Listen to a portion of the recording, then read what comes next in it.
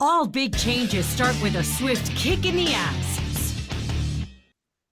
Welcome to another episode of A Swift Kick in the Ass. This is your host, John Curren.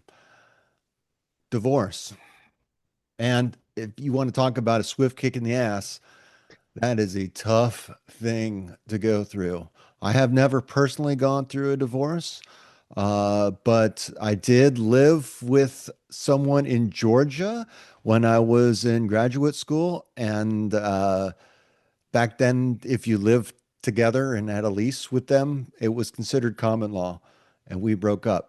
So it wasn't real divorce, but it was close enough for me to recognize it is very tough. Today, we have an expert. His name is Joe Dillon. He's a mediator and also a financial strategist as well. I know you have an MBA, and I'm interested to have you on the show because I know these are tough times and divorce is a tough thing. But I think that you also like to try to focus on keeping couples together and perhaps making them stronger, um, as well as part that's maybe part of your journey as well. So welcome to the show. Welcome to the show, Joe.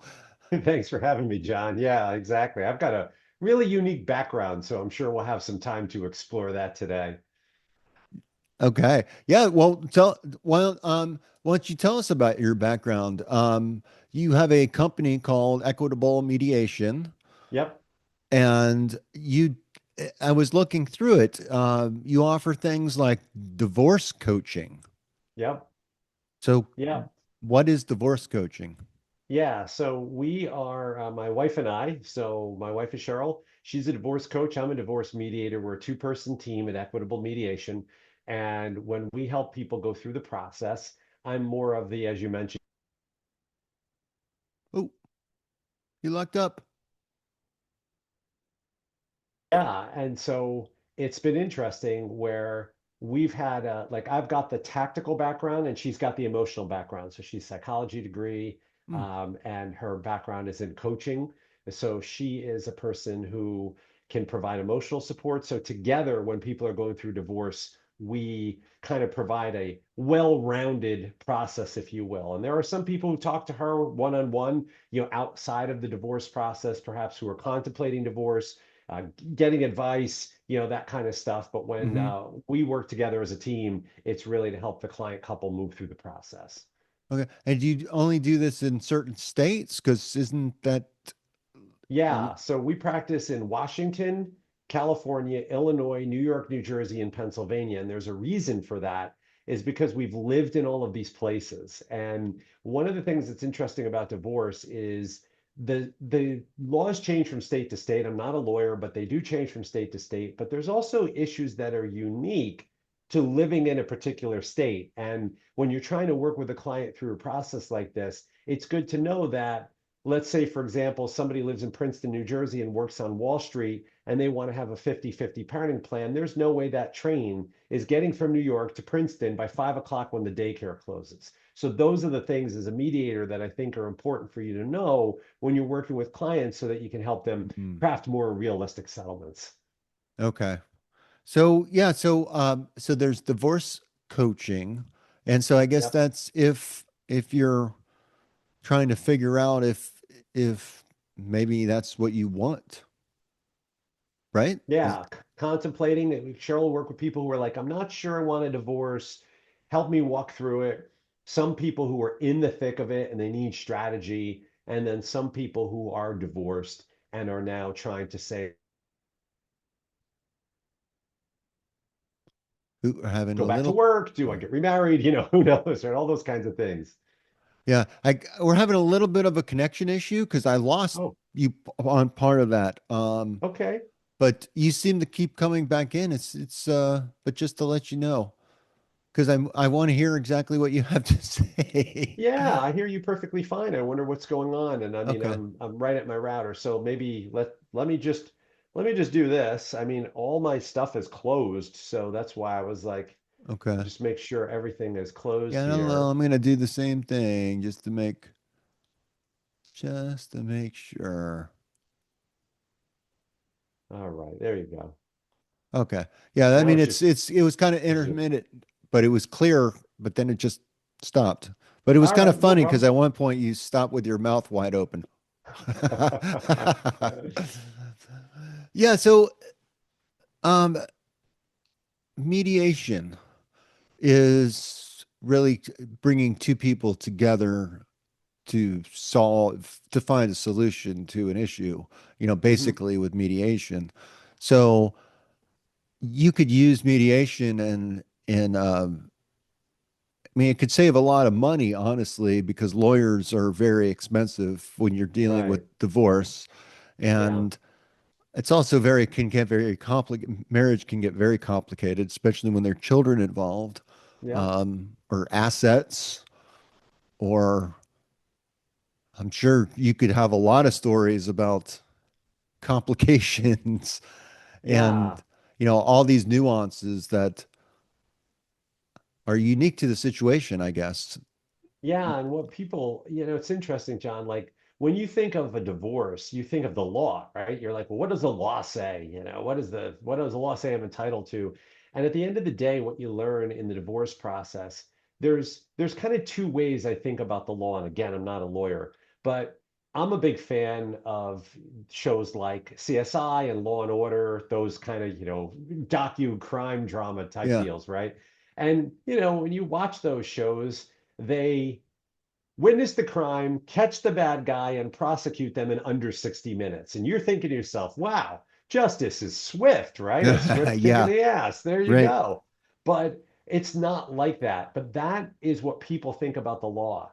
And what they don't realize is that's criminal law. And again, not an attorney, but that's when we have a court of laws, when we think of criminal law, we think, yeah, we can't kill somebody. We know this is bad. And if you're Hmm. caught doing that, you're done, right? Right. The thing that people forget is that divorces, when they're brought to court, are brought in a court of equity, not a court of laws. So when you think about a court of equity, what does the word equity? It's like obviously in our name, equitable, but equitable sounds like equal, but it isn't. It's what's fair and equitable. And that's what a judge and lawyers are trying to determine on your behalf.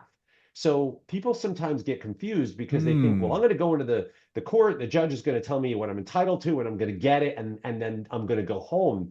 What they don't realize is that it's a negotiation, and that's what mediation is. It's a negotiation. So we say, skip the acrimony, skip the hundreds of thousands of dollars, skip all that stuff, and let's work it out together like adults in mediation, because what people are really surprised to find out is it's up to them. The courts don't want to see you. They're already dealing with the bad guy who, shot the person or Yeah. stole the money. They want to deal with that stuff. They want you as adults who got yourself into this marriage to get yourself out of it. And that's where somebody like me comes in. Okay. So you just do you go line by line, or I mean, it's interesting what you said about equitable. Yeah. Um, Equitable doesn't mean even 50-50 No, necessarily. no, it And doesn't. I'm not a lawyer either. Yeah. And I'm not that familiar with the laws here in Virginia Hmm. where I live. Yep. But I know a little, I don't know a little bit.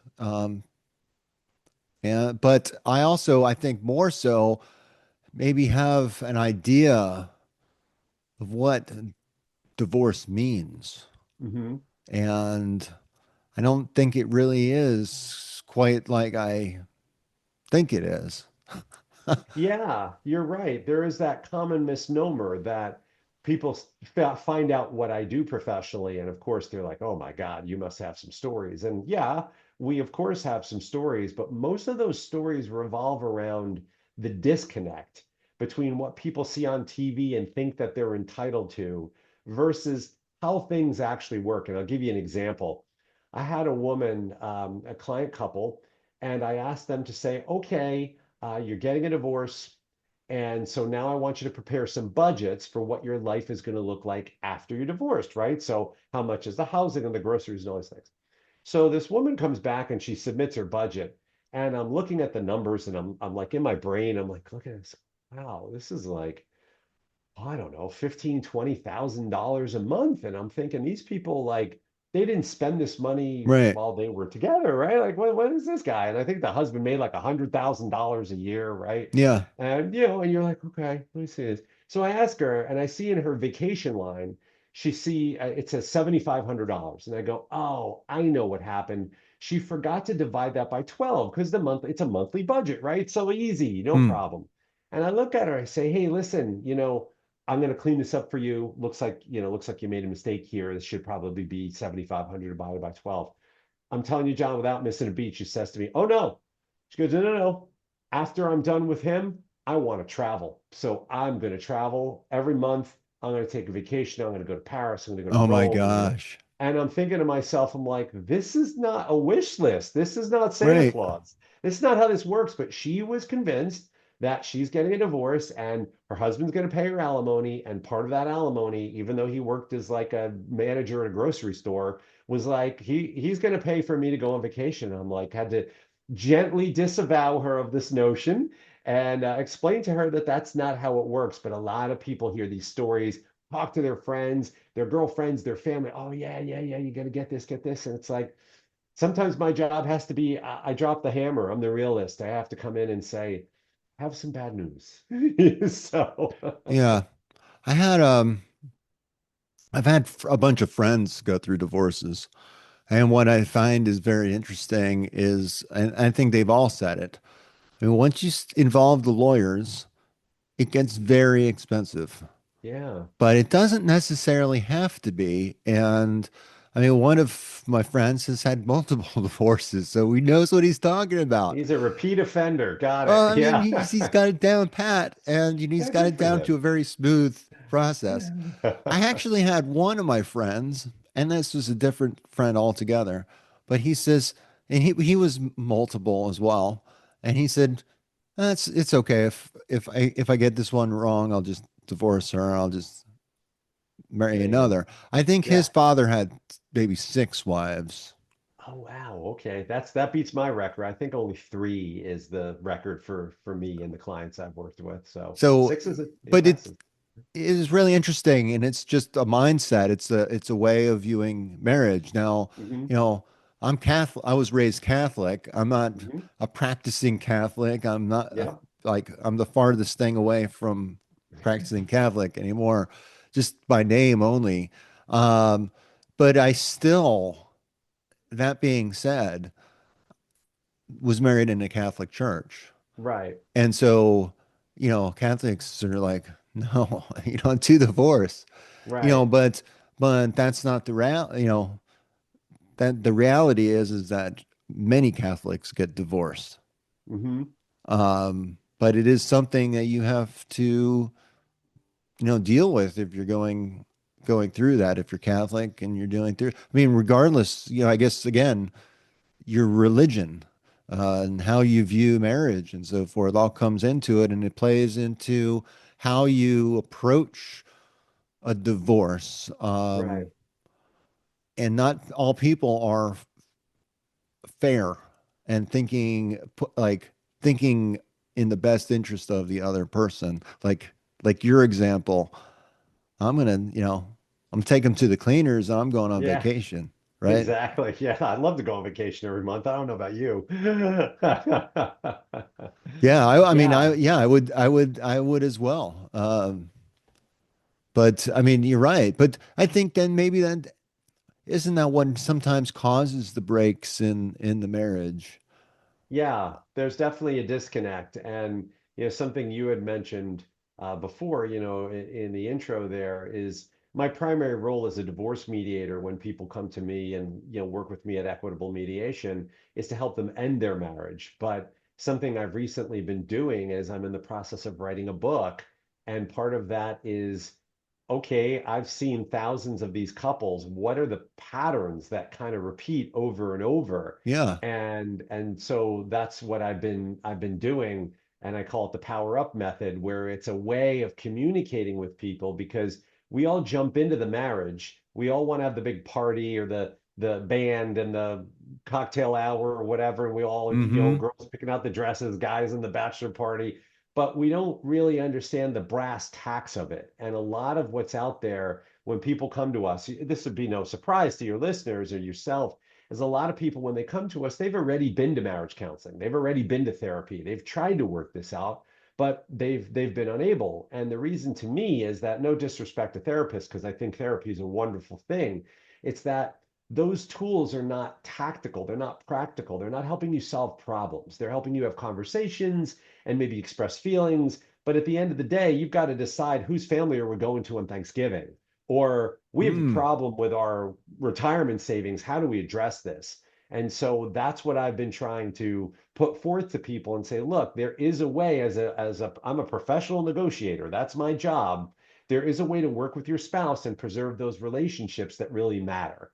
And that's why when I look at it that way, I say to myself, a lot of the people who come into my office, I'm like, man, they just never had these conversations. They never built up this goodwill between them that can help them weather those storms. Because, like your friend, when he was talking about, the one friend, now perhaps he's an outlier, but most people I know don't get married with the intention of getting divorced, right. right? They're not just Exactly. like, hey, I'm not shopping at Walmart here, Right. right? I Right. want this to work.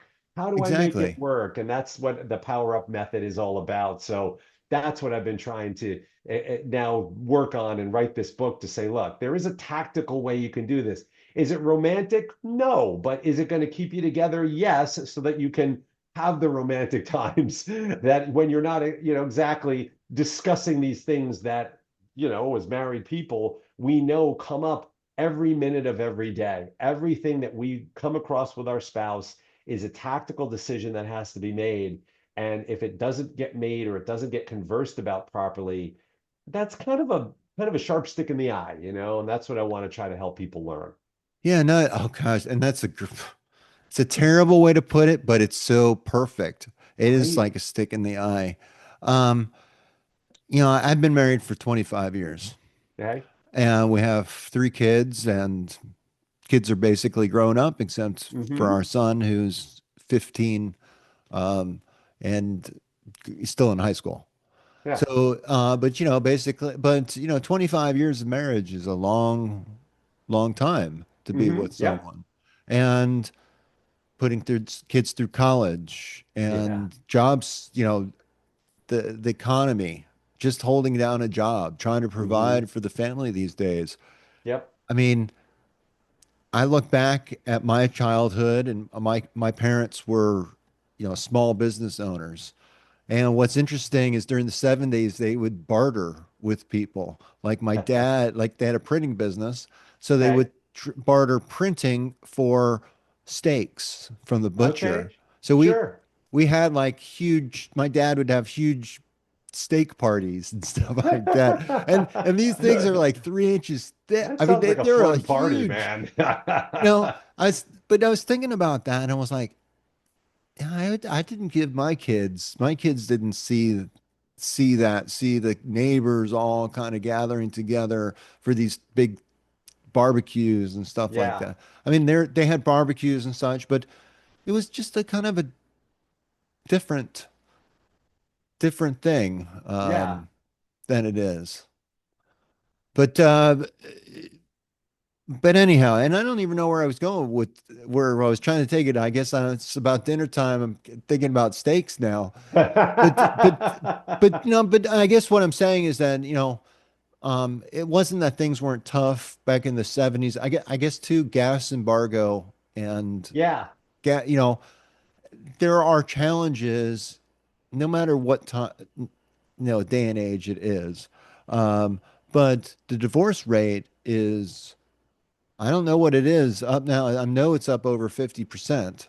Yeah, on average, about 42% now, but that is because people are getting married later and older and things like that. But in the what we call gray divorce, the sort of empty nesters, people married 20, 25 years, that divorce rate is approaching about two-thirds.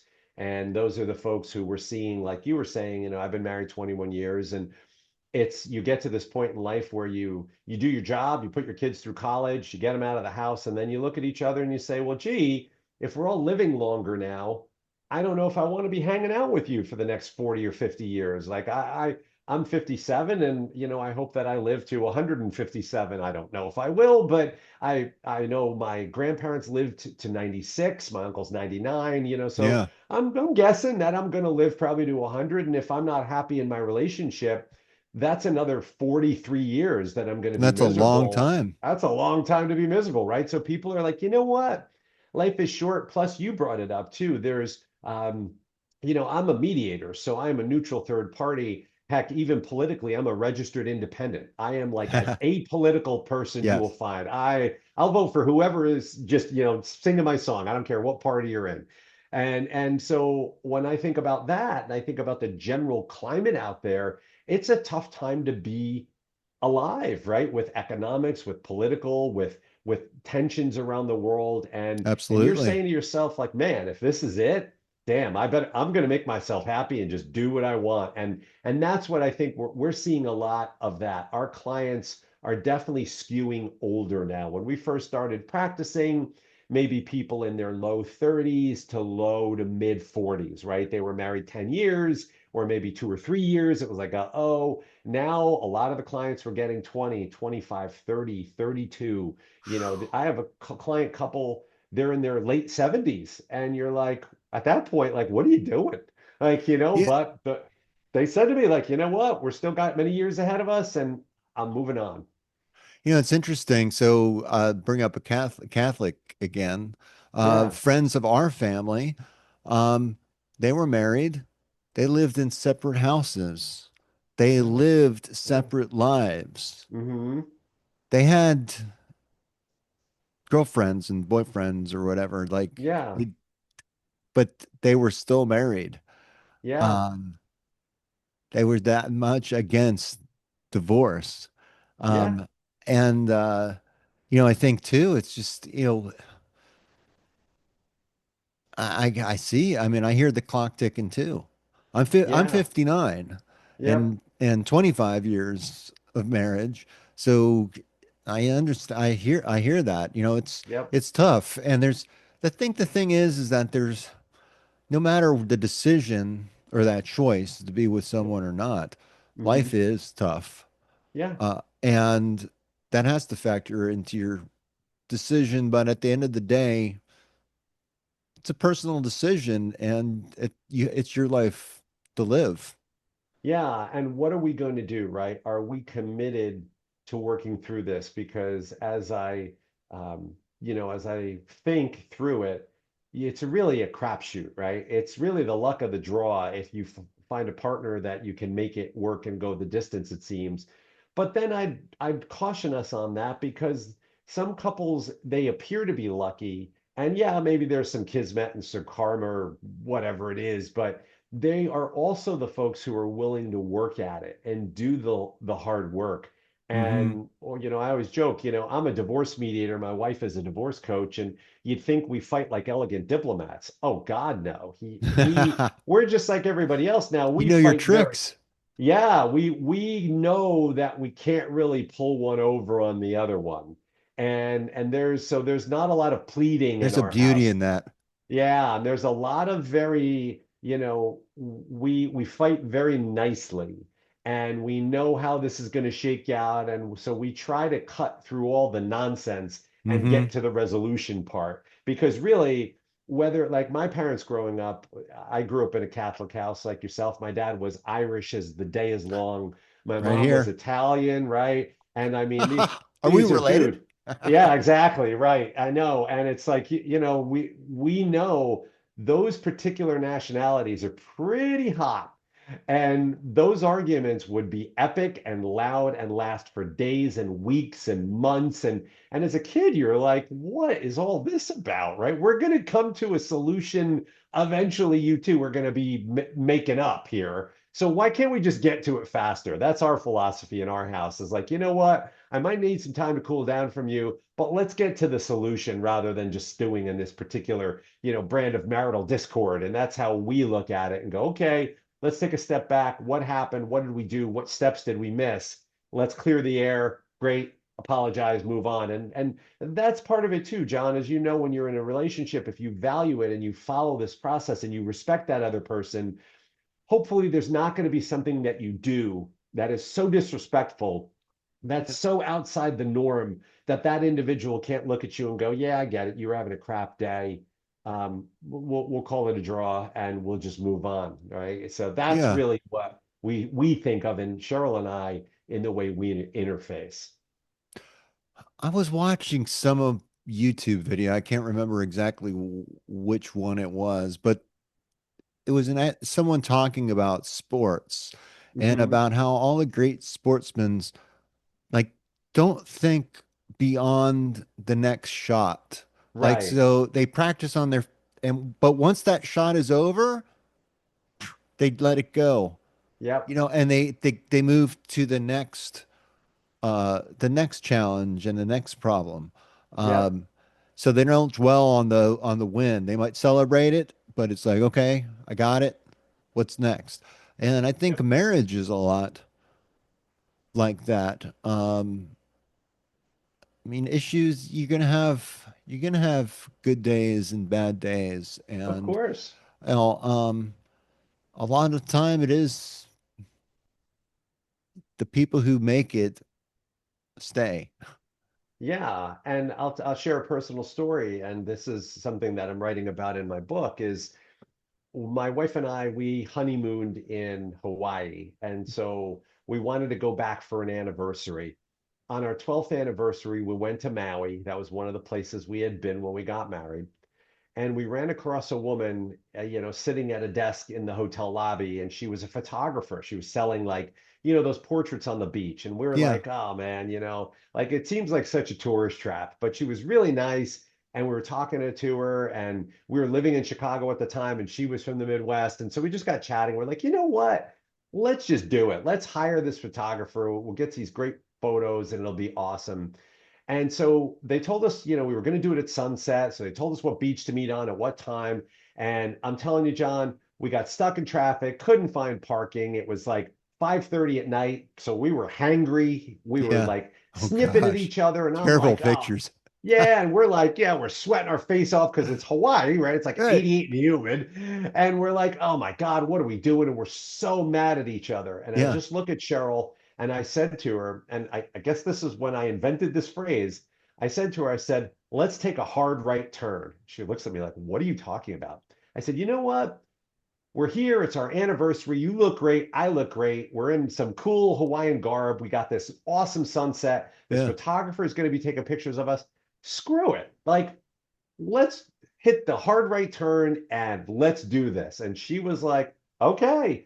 And we did. And we still, to this day, John, my favorite picture of us, more favorite than our wedding day picture, it sits hung right above our dresser in our bedroom of us walking down the beach on that 12th anniversary. And every time I look at it, I just think hard right turn because we could have sucked the life out of ourselves and we've been in these pictures like this and we Yeah. paid Right. somebody Right. hundreds of bucks, right? Or we just said, what are we mad at? We couldn't find a parking spot. We hit traffic. None of Yeah. that was had anything to do with our relationship, right? But we did that hard right turn. We fixed it. And a lot of those things that we talk about can apply in your relationship because what is it that are you really upset with your spouse that they did X, Y, and Z? Probably not. It's probably not something worth it. It's something unrelated that happened 3 hours ago, and now you're just sort of lashing out. And that's that philosophy of that hard right turn is a good way to move past things that don't require, not everything requires a serious conversation. How about if she says, "No, we need to make a hard left." Hard left. Well, then, yeah, then you're probably sleeping on the couch, my friend. That's probably what that means.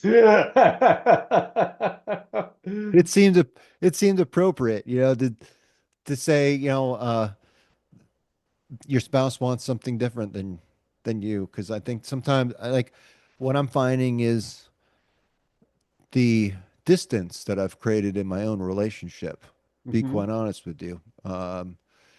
And this will be a personal episode, I think, because divorce is a personal thing, and there's some Sure. things that my dad did that I'm sure will come up. Um, but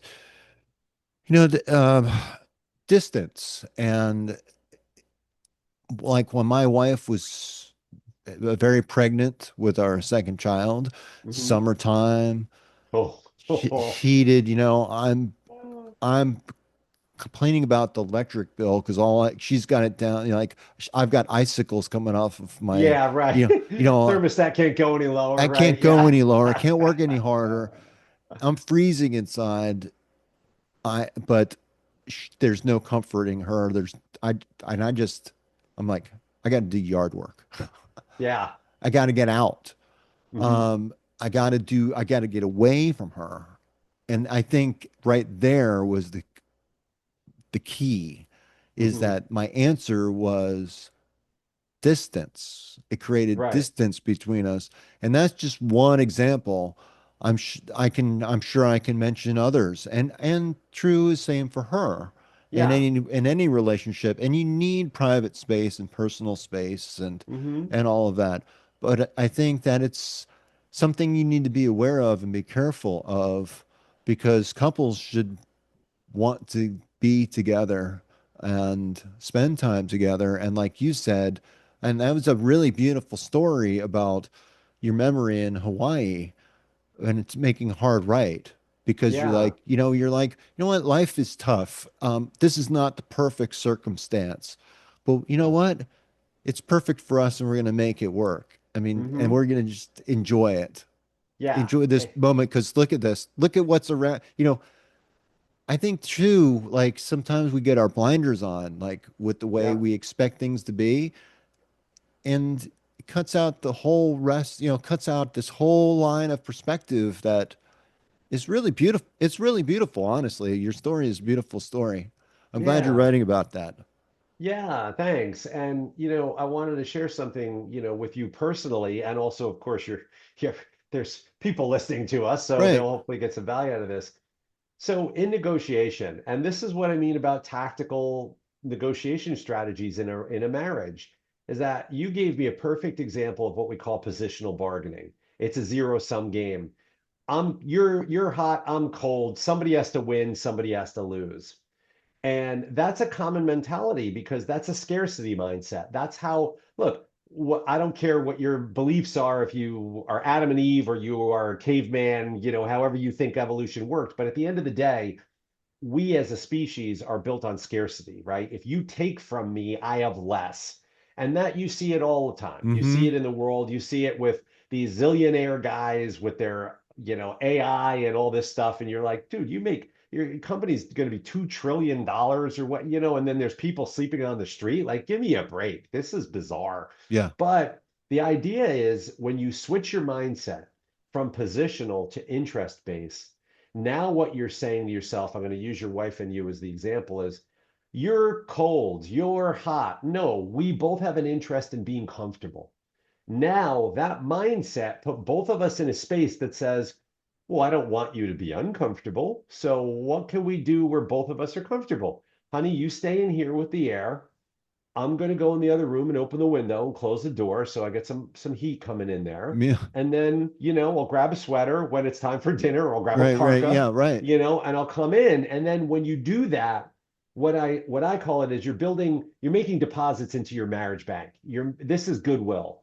And part of that is just building that up over time. And man, I'll tell you, like right now, my wife and I, we're both self-employed. And we're like ships in the night. Last night she's at Chamber of Commerce, I'm at Rotary, she's at the Women's Club, I'm at the this. Mm. And like, after a while, you're just like, who is this stranger? But we know that those weeks will come and go, and we've built up enough goodwill in our marriage bank as we go of all those little things that when stuff like this happens, or when the hard right turn has to happen, you can say, you know what? The other day I didn't sleep and I came downstairs and Joe made me a breakfast sandwich, an egg and bacon Right. on a Right. bagel. And Right. he didn't have to do that because he had a meeting at 8 a.m., but he did that. And boy, that was really nice. And I don't need her to throw me a parade or write me a Hallmark card. I just put it down there because I knew, hey, you know what? And she's like, why'd you do this? I'm like, because you didn't sleep. You said you had a terrible night's sleep last night. You didn't feel well. And what's not to love about bacon, right? Like who doesn't want to wake up Yeah, to that's bacon, true. right? Yeah. Right. So that's it. That's really the thing when you look at it, John, is that it's not the grand sweeping gestures. It's all the interest-based stuff that's like, oh, you took out the trash, or you emptied the dishwasher, Right. or you walked the dog, and that little Well, stuff really starts to add up. So when things go sideways, you got a lot of credits in that bank that you can cash Yeah. in. No, and that makes sense, and I think, and you're either adding or subtracting from that bank. Yeah, And that's probably why you see over time, I mean, the bank accounts can be severely overdrawn in yeah, some regards, and yeah. then beyond, you know, kind of beyond return. I mean, the account is closed. Yeah, you're in overdraft. And when you get married, nobody tells you this. It's basically a bank balance you didn't know you had. You opened an account when you got married, but you didn't know that you needed to keep making those deposits. And before you know it, you've got this place where it's like, oh, why are we arguing all the time? Why are we not happy? It's like because we overdrew this. We overdrew the other person's goodwill because eventually what happens, and this is a pattern. So from my mediation practice, this is a classic example of if I had $1 for every time if, right? You know that Mm-hmm. phrase. If somebody, when somebody said, I've decided, so they've made a unilateral decision on behalf of the couple. And at first, right, when we're newlyweds, we want our spouse to be happy, so we Right. just let it slide. Then after a while, we go, I don't know, is it a good idea to shave the dog? I'm not sure. Then after a while, it's like, do we really want to spend our 401k on buying a lizard farm in Antigua? But then after a while, you don't say anything, don't say anything, and those withdrawals come down through that I've decided. Then the other person goes, well, if you're going to spend all this money on this lizard farm, well, then I'm going to go buy a new car.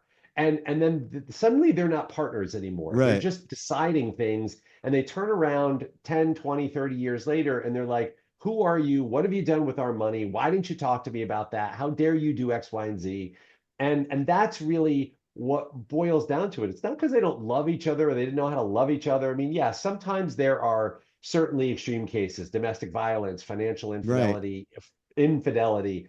I'm not talking about that. I'm talking about a majority of our clients who come to us and it's just like, yeah, I think they're a nice person, but it's just not working for me anymore. That's what I want to help people avoid because what you just shared before is so true. It's like not every day's a picnic, man. There are days where, you're feeling sick or the dog threw up on the carpet or your kid is screaming, and it's Yeah. like, you still need to be connected to your spouse, and having that balance and that marriage bank helps you do that. And you got to keep working it. You got to keep making those deposits.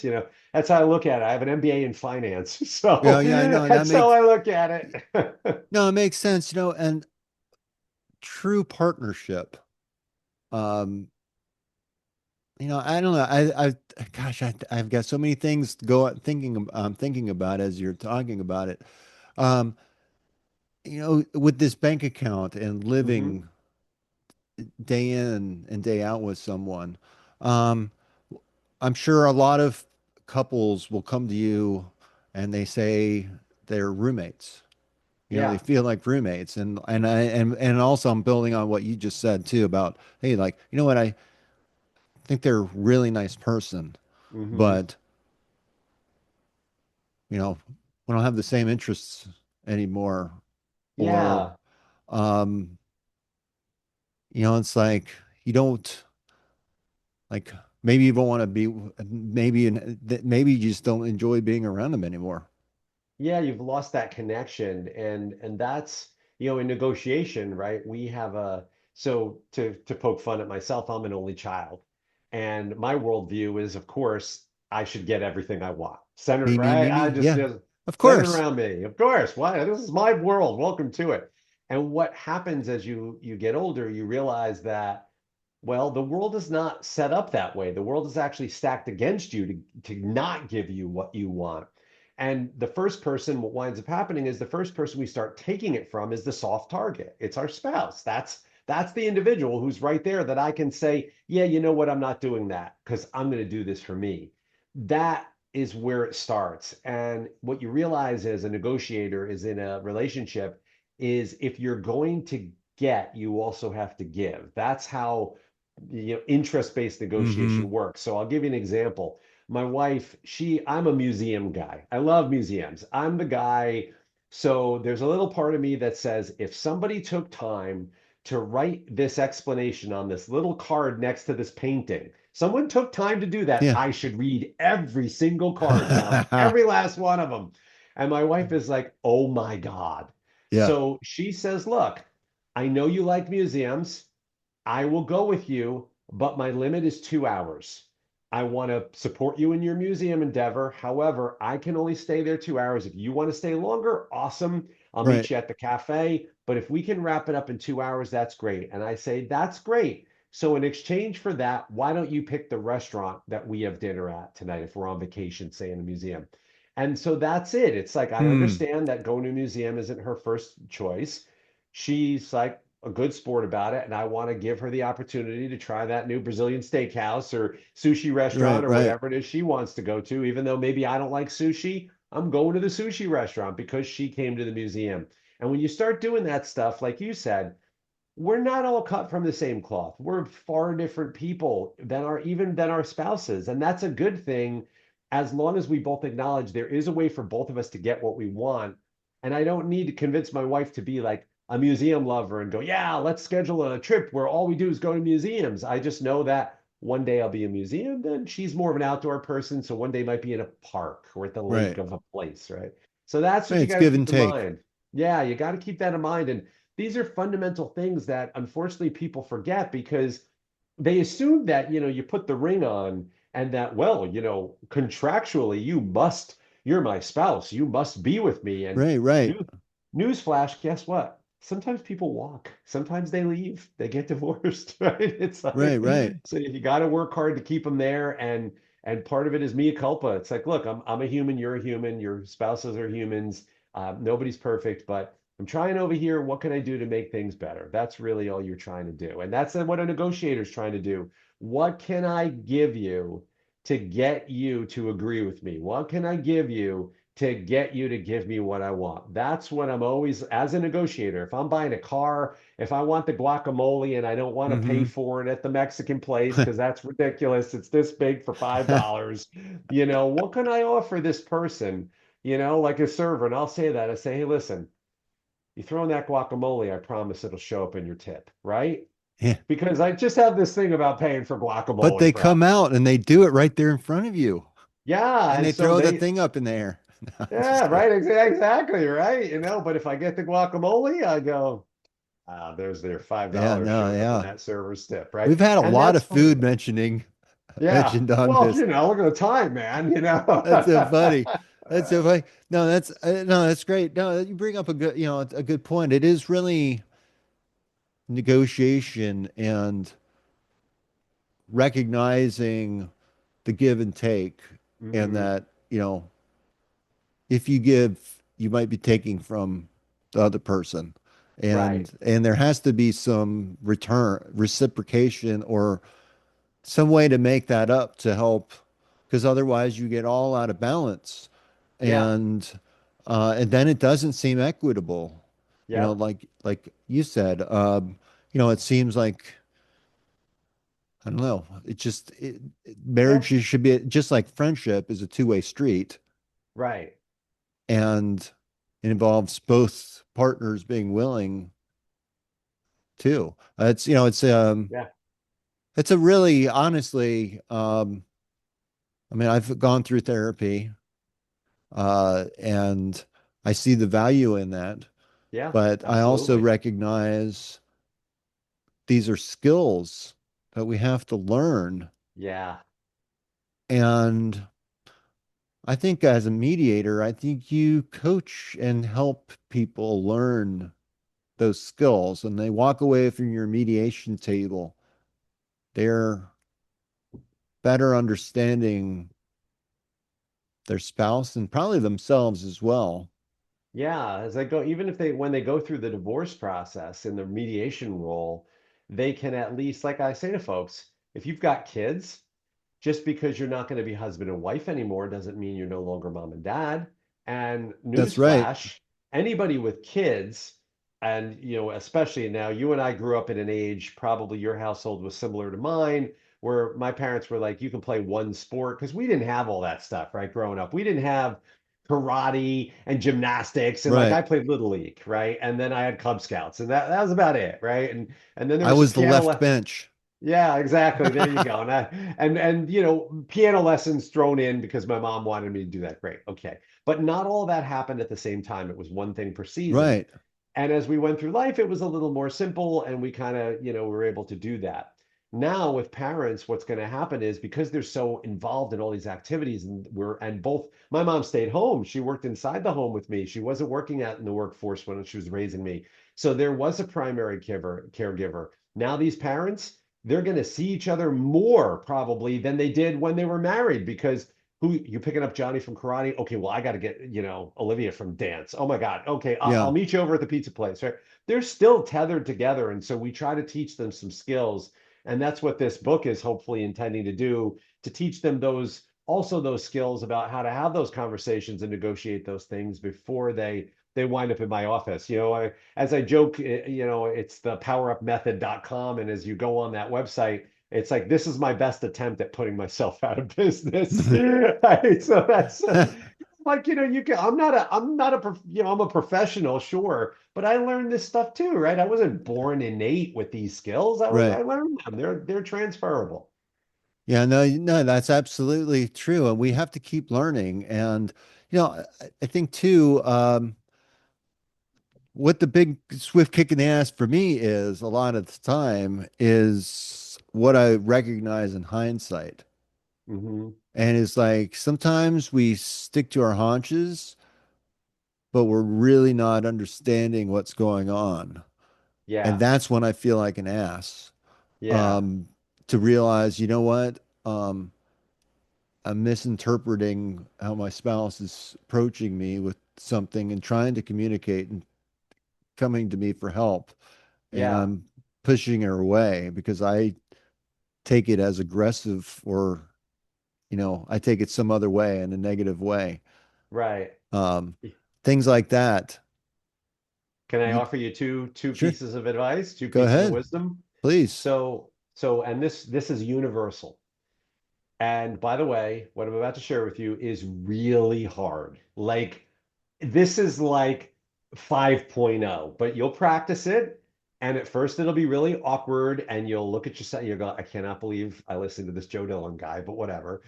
And you'll thank me. One day you'll thank me. So there's two things that you have to learn when you're a mediator. Number one is, and this is a phrase I want you to remember, your listeners to remember, is what I call detached engagement. So that sounds like jumbo shrimp, right? It's like, sorry, what? You know, this doesn't Yeah. make any sense, Joe. What do you mean by detached engagement? So as a mediator, my job is to help two people who are in conflict. And the best way I know how to do that is to deeply care about them as people, but not get involved in their conflict. I look at them and I say, these two people, I bet they're both really great parents. I bet they're really nice people, good coworkers, a good softball teammate, a Yeah. good, you know, whatever, whatever. And I'm like, wow, these crazy kids. So I really care. Like I'm engaged. However, I don't get in the box. I'm detached. So I want you, when you ever get in a conversation like that, I want you to picture yourself as you're floating above it. So you're looking down upon yourself and your spouse, Mm-hmm. and you see yourselves from above. And so you're having this out of body experience. You're floating down. You're going, okay, I'm a fly on the wall, casual observer, whatever you want to do. That's part one. That's really hard because you're in the ring, you're in the box. You want to throw a punch, right? This person has got their gloves on, and I'm in this roped off thing, and dukes Huh? are up. I'm ready to throw down, right? Yeah. That's so when you float above it, you're outside the box, you're outside the ring. Okay, so Yeah. that's number one. Now, when you're detached, you're you're calm and you can ask with genuine curiosity. And the question, I have a good friend, he one time he said this to me, he goes, your questions, Joe, are weapons of curiosity. This guy, Danny Hmm. Vega. And I'm like, what a great line, Yeah, Danny. that Like, is. weapons of curiosity, because you really want to know. And I'll give you my number one with a bullet. This is my best weapon of curiosity, is this phrase, and it is help me understand. So what that's doing is I'm asking for your help, right? So if John Mm-hmm. came to me and I saw John, I don't know, John was on the sidewalk and he fell down and I was walking by, he'd be like, hey man, even if you didn't know me, could you help me up? Of course I'm going to stop and help you up, right? We like to help people. Right, I right. believe Yes. we're good people by nature. I do believe there's a aberrant part of the population, but a majority of us are really good deep down in that heart of ours. Help me understand. So help me, right? I need your help. I'm being vulnerable. I'm asking for your help Hmm. because I'm a little lost right now. I'm going to admit that, guys. We're pretty good at being lost like that. And what do guys do? We stay lost. We don't ask for directions, right? We'll figure it out. Before GPS, it was like we're famous for I'm going to turn here and see what happens. The understand tells the other person, I need you to explain it to me because I genuinely don't understand what you're telling me. And that's when a person looks at you, and this happens, say, with me and Cheryl, when I go, help me understand. They go, what's there to understand, you moron, right? That's something somebody Yeah, might say right. to you. And then you say, look, am I an intelligent person? And the person's like, yeah, oh, yeah. Okay. So and I believe you to be an intelligent person as well. So we're two intelligent people, yet despite my very best efforts, and I'm really trying here, I simply don't understand what you're trying to tell me. Help me understand. Let me ask you some questions. Explain to me like I'm a 5-year-old, right? And when you take the temperature down, then the person realizes that, okay, he's not being a jerk. He's not just going, what the hell's wrong with you? He's like, wow, okay, I thought it was pretty clear. And Cheryl and I get into this all the time Mm. because Cheryl is what I call, she's a street view. She is a person who's very detail oriented. Street view, she dives right into the details. And she's the kind of person when you want to get stuff done, she is your go-to. She is a Okay. butt kicker with one leg. She Hmm. will rock that project, I that love it. task, whatever it is. Me, I'm 50,000 feet. I'm the pilot. Tell me strategically, Cheryl, what is it that you're hungering for this evening? And let's Yeah. discuss the merits of the type of cuisine we will be seeking this evening.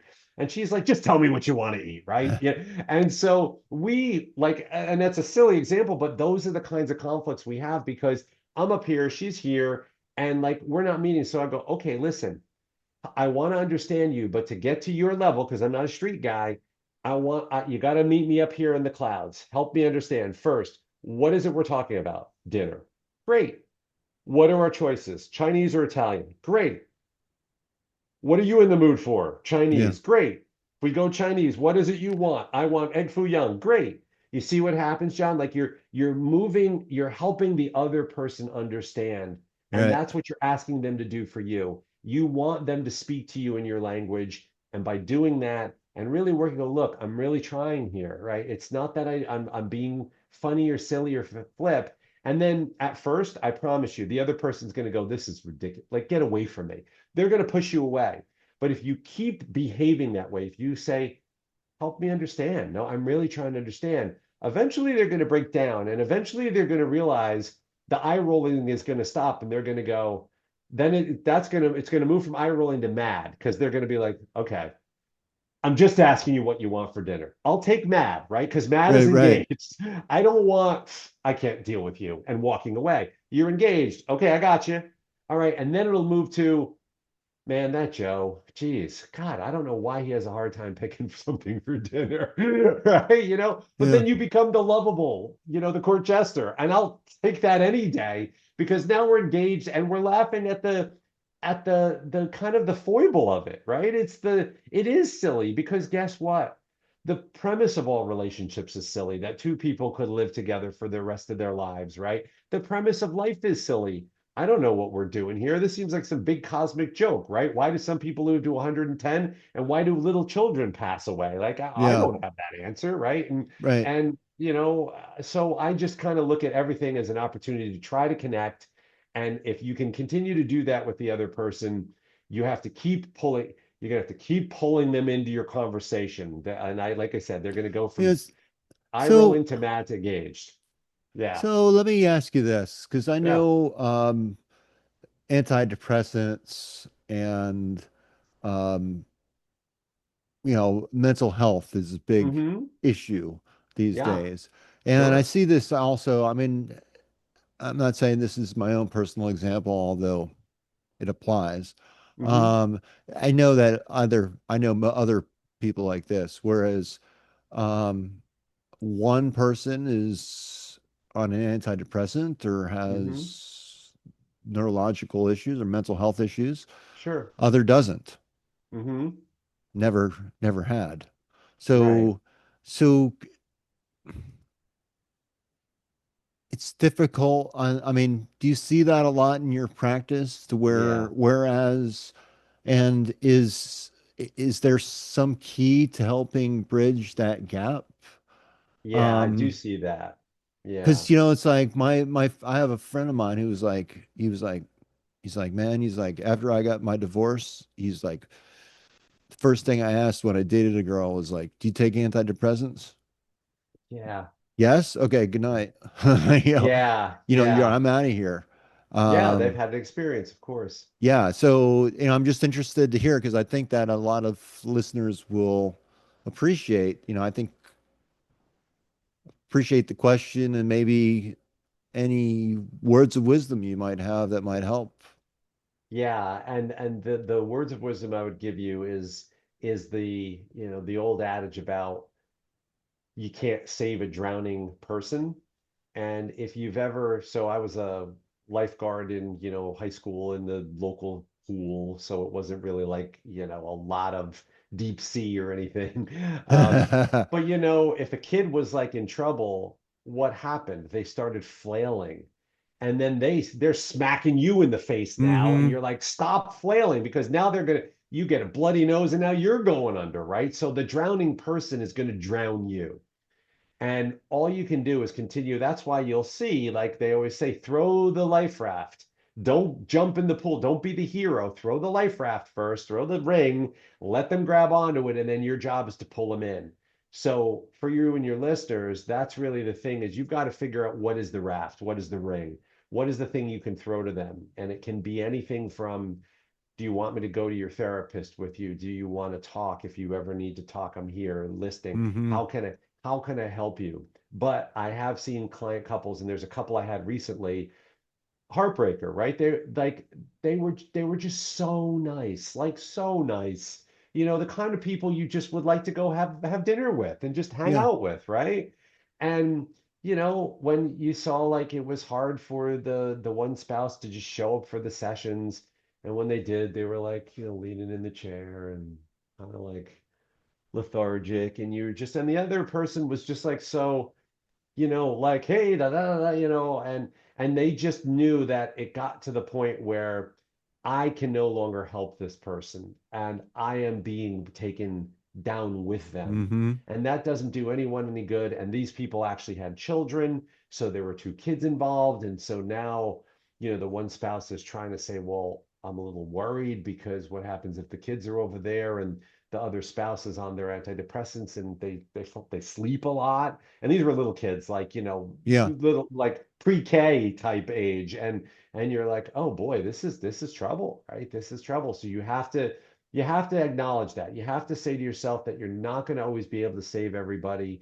You don't want to abandon someone. You want to give that person the life raft. You want to keep throwing out the raft, but eventually it's up to them to take it. And if they don't, nothing you can do. And we see that also with a lot of substance abuse. We see a lot of alcoholism. Those folks, it's not that they're like, you look at them and they're like perfectly functioning executives of companies, man. Right. They're like not some guy under a bridge with a paper bag like you Right. think in the movies. And you're thinking, wow, I can't believe this person is making $1 million a year, and they they're just their spouse is leaving them because they have a problem, a drinking problem. Like, holy. So that's what I'd say is that you be the lifeguard, throw the life raft. They got to grab onto it. You can pull them to shore, but if they don't let them take you down with them. Okay. That's good advice. Yeah. That's good. This has been I knew this was going to be a tough episode. Yeah. I started out that way. Divorce is, one of the biggest swift kicks in the ass I think people go through. Hmm. Um, and you were right there, just right in the battlegrounds of it. And I appreciate all your expertise. Yeah. Do you have any, what's the best way for people to contact you? And I guess that's one way. And also if there's anything too that that you feel like we've missed that the listeners could really value and take away from this, that'd be good. We'll just wrap this up because I like to keep these about an hour. Yeah, But absolutely. great conversation. Yeah, of course. Yeah, I've very much enjoyed it. I think the easiest way to probably do is go to powerupmethod.com, and in there you can sign up for my weekly tips and you'll get the first chapter of the book when it comes out. And that's where, I read all those and I see who signs up. And if somebody, there's a form on there too, you can fill out to contact Okay. me. But that's the best place to do that. And the one thing I would leave listeners with is this, is that divorce is a choice. Now, sometimes that choice is hoisted upon you, right, with infidelity or substance abuse. But I truly believe, John, that with some work, with some time, with some recognition that nobody's perfect and recognizing your role in it, and the other person, by the way, has to recognize their role too, two to tango, Yeah. that you can fix a relationship. You can stay together. You can continue to make deposits into that marriage bank and build that balance up over time. I don't think it's ever too late if you're willing to do that work, because the truth of the matter is, and I say this both tongue in cheek and seriously, you have to ask yourself, there's a reason you chose this person. Is there truly someone better out there for you than this individual? Maybe, but Hmm. also maybe not. So, Yeah, really. and I'll leave you with that. No, no, that's a that is a perfect way to end it. Um, it's a choice that we have to make. And Hmm. this is going to be something that we have to work at. Yeah, absolutely. Nothing, Um, nothing worth having comes easy, right? no, no, it doesn't. And I wish you all the best of luck with your book. Thank And you. please let me know so I can let listeners know, and when it's available and such, we'll be glad to help, you know, help. And we'll see what the listeners have to say. You might have some good questions or something come through. Yeah, absolutely. And I'll keep you posted. And I'd love to chat again. I really enjoyed Yeah. our Yeah, conversation. no, I agree. I agree. And I think there's a lot more that we can talk about on this Yeah, subject. absolutely. So, Wonderful. All right. this is another episode of A Swift Kick in the Ass. I'm the host, John Curren. With me today is Joe Dillon. And we've been talking about divorce, and man, it's like, it's a heavy subject. But again, thank you. Please like, subscribe, tell your friends about the show. I'm putting out a lot of different content all the time. And if you have an interesting story, I want to hear about it. So reach out to me at john@aswiftkickintheass.com. Till later. Peace. Hope you got your ass moving. Until then, until the next time, I'm out of here. Peace.